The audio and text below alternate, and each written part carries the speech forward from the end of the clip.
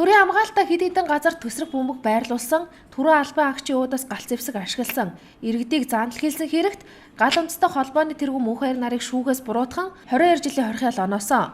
Тодорхойлбол Мөнхбаяр, Болдбаатар, Төмөрбаатар, Гамбол нарт шүүгээс 22 жилийн хорхиол, Мөнх холдод 2 жилийн хорхиол тус оноогоод байгаамаа.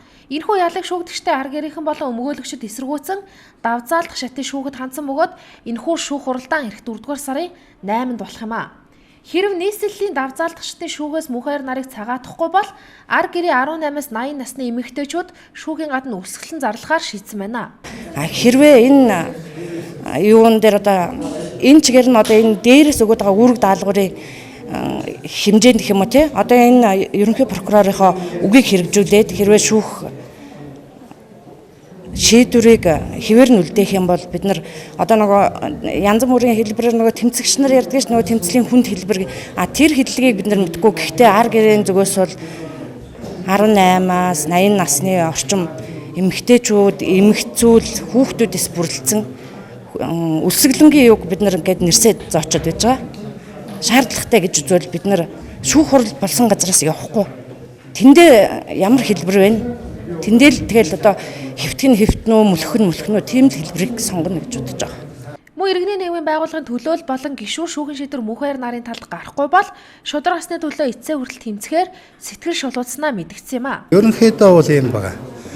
Анхан шатны шүүхийн шийдвэрийг өнөөдөр дээд шатныхын шүүхээс өөр цуцлах юм уу, солих, өөрчлөх ямар ч арга байхгүй.